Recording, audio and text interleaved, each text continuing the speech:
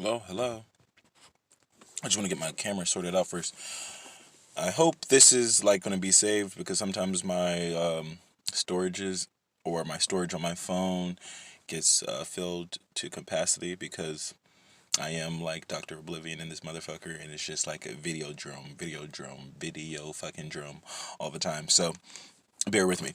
This is Angels in Politics, the political broadcast. Of course, you're in the political circle right now. You didn't even know it, but you're so in the political circle. Somebody says, "What is PC? What is PC?" Well, that's what it is, but it's more than just political circle. It's an all-encompassing world, political council, political creative, political capital. Political collections is coming soon. Political connections is on this way. So there's a lot of PC out here, but it's a a cyclical, you know, it's a sequence. It's my system of synthesis. It's my system of synchronicity. That's my system of sequence, and that's how I'm gonna keep the wealth in that circle. And if the wealth is in the circle, then that means, and if you're in the circle, that means the wealth is coming to you. That means the blessings are coming to you. Do you understand what that means? That means the shot has already been. I've already shot the shot, but like for fuck's sake, I've been shooting so many shots in this world. Like I've been shooting so much. Like by the time it rains down, by the time it comes down, like I hope you're prepared for those blessings, homegirl. I hope you're prepared for that wealth, homeboy. I hope you're prepared for that opportunity. You know what I'm saying? So, I mean, don't say that's luck. Preparation, what did they say luck is? Opportunity meets preparation is luck. There's no such thing as luck. Opportunity meets preparation. Well, anytime that you're waking up in the morning and you have breath in your lungs, that's an opportunity. And I'm telling you now, get into your system of synthesis, system of synchronicity, and that is your preparation. So when it comes your way, you're gonna be like, oh shit, like I'm already ahead of the game. I'm already ahead of the curve. All right, so okay, so boom. I can't even put this down. This shit is hitting right now. Um, I want to speak to you about my homegirl. Somebody says, "Oh, I remember that vignette. Homegirl, homegirl, homegirl, homegirl, homegirl, homegirl." Yeah, that's an old vignette, but I'm speaking about my homegirl from overseas. Um, I was working on the cruise ship, and I really got on well with one of my homegirls from the UK, and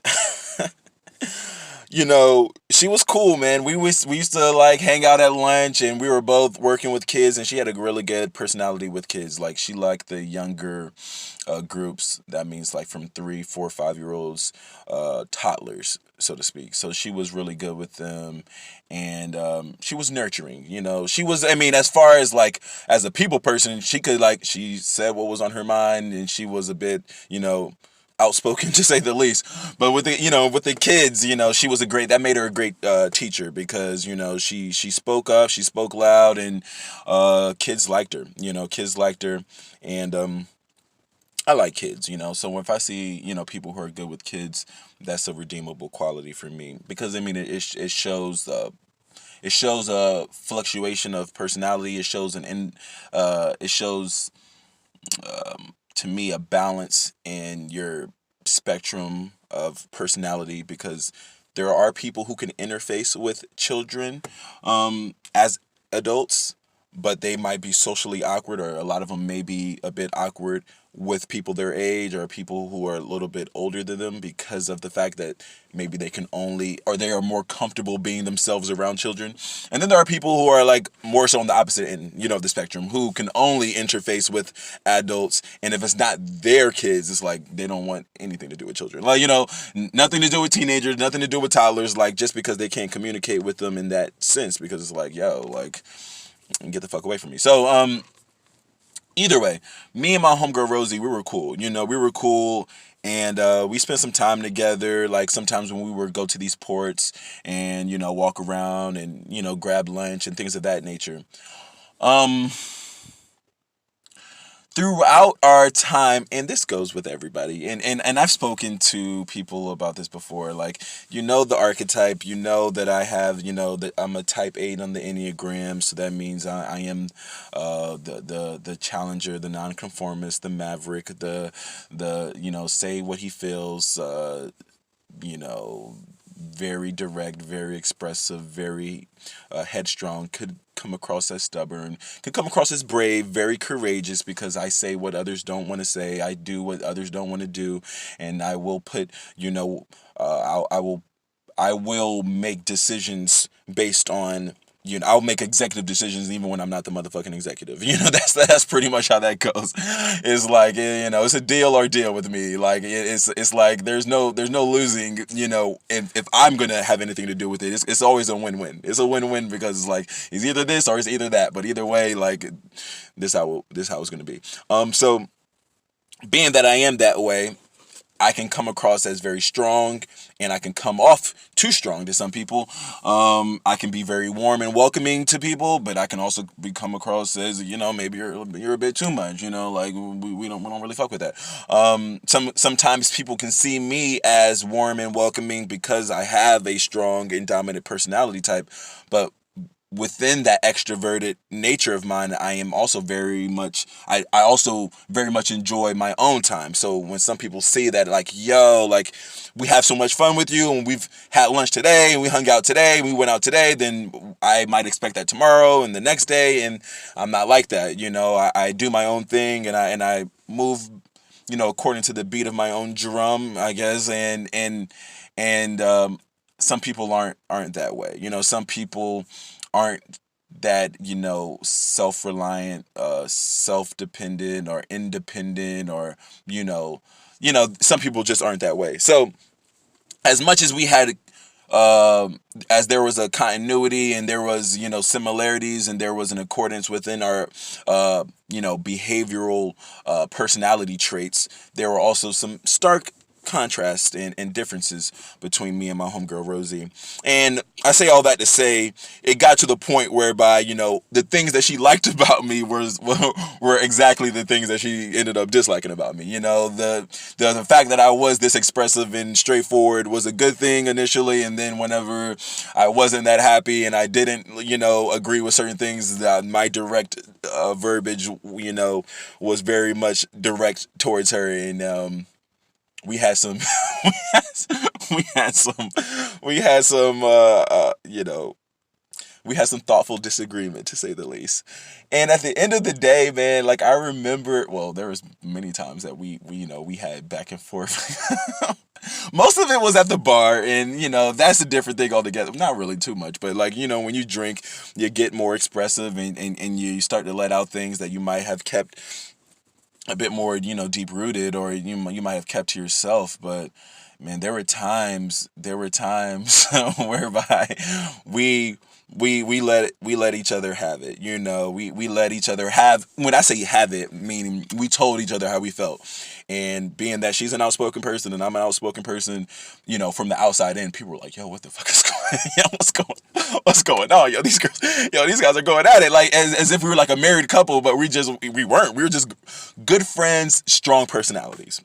So I bring her up because there was a time when we were, having our thoughtful disagreement, and she said to me, like, yo, bro, like, and I'm paraphrasing, of course, she didn't talk like that. She's a white girl from England, but she was like, bro, like, if you were the fucking last guy on this boat, if you were, like, we worked on a cruise ship, so it's like, whenever say we're all in this boat together, like, that's not a metaphor, we were literally all in this boat together. Like, if you were the last guy on this boat, bro, I would not fuck with you at all. Like, you are the worst. Like, you are, like, she was, like, really going in, like, dude, like, there is a reason why, like, girls are playing you off. There is a reason why girls don't fuck with you. There is a reason why everybody has talked about you and they don't, you're not getting any play. Like, that, there's a reason why that's the running joke. Like, Gabe is looking like, this is you and you have these issues. Like,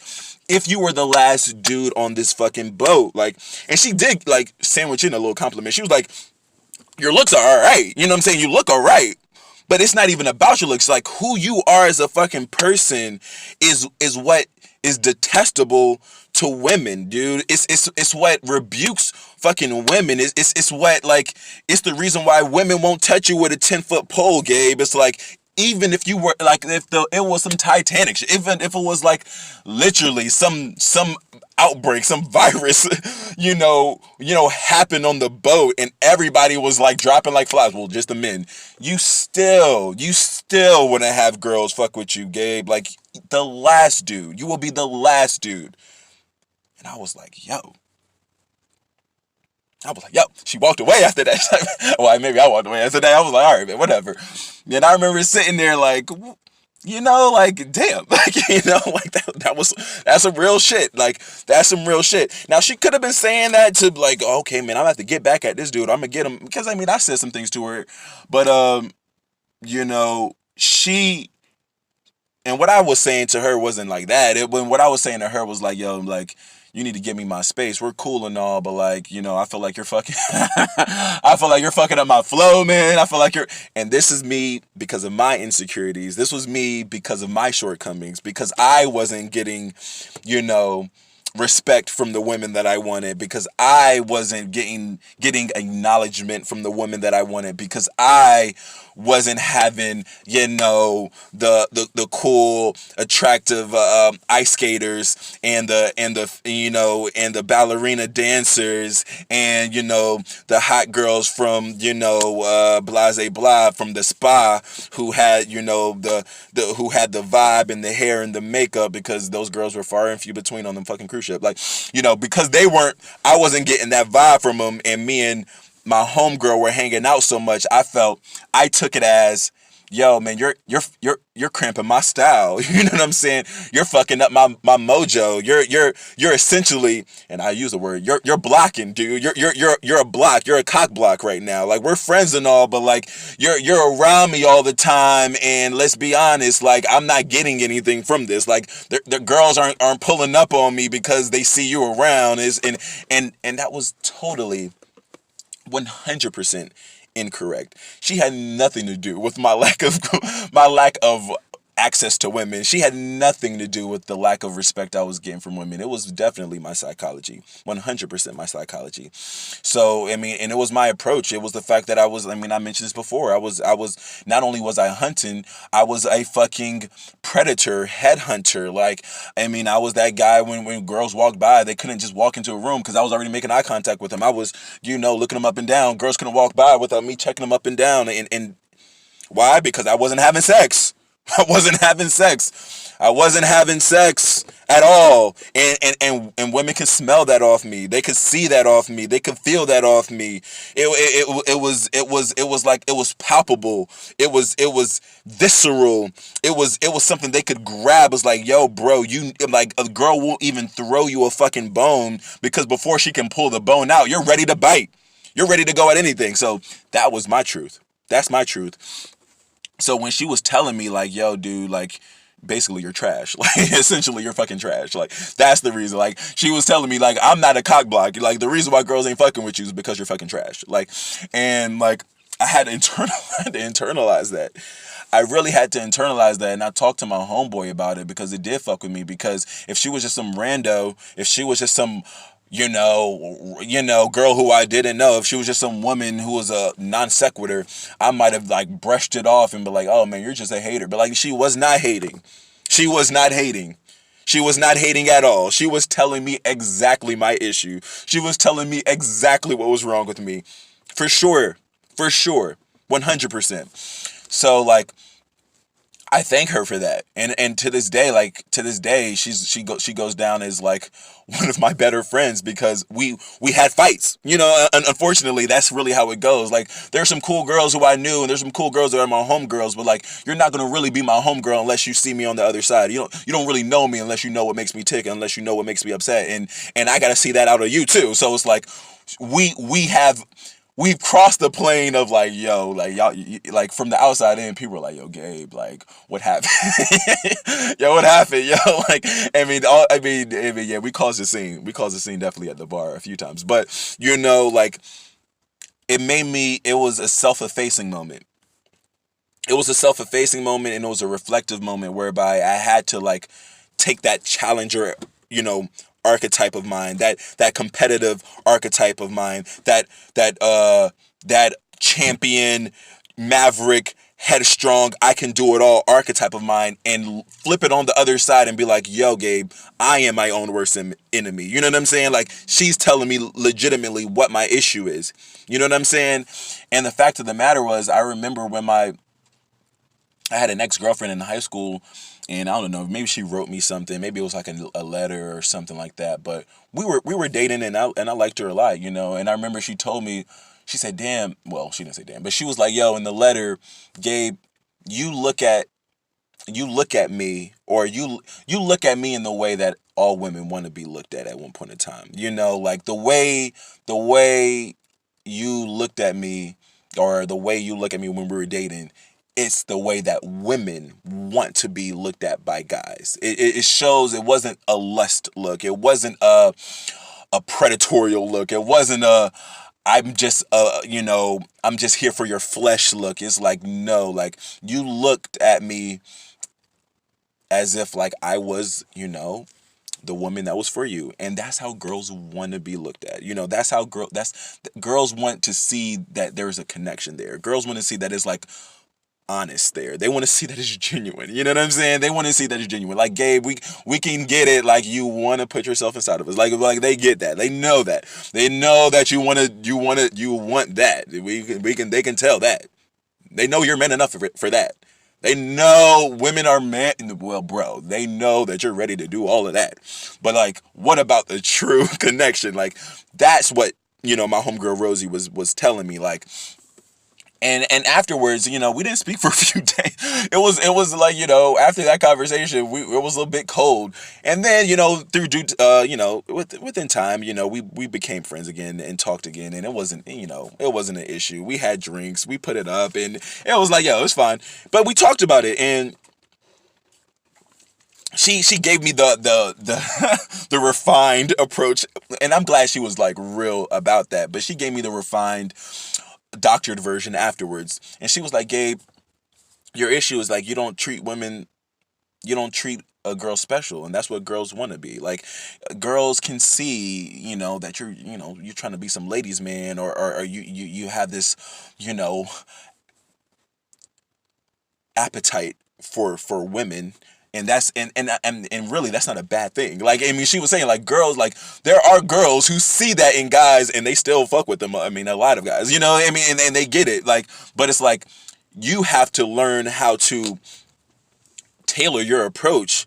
You have to learn how to tailor your psychology and your behavior to make women, or to make a particular woman feel special. Like, no girl wants to be just the one out of 15 girls you approach in a night. No girl wants to be that one out of whatever how many girls you want to hook up with. Like, each girl, it doesn't matter if you have 100 or one. Like, a girl wants to be the apple of your eye. The girl wants to be the end all be all. The girl wants to be like, I am the center of your attention. No woman wants a guy with wandering eyes. No girl wants that guy who was, approaching them, looking at them. Then as soon as the next, girl from who has a nice body from South Africa walks by, you're looking her up and down, or the next girl from, Lithuania or Estonia walks by, you're looking her up and down, and the next girl from Australia, who's the fit dancer with the blonde hair, who has the body of a cougar,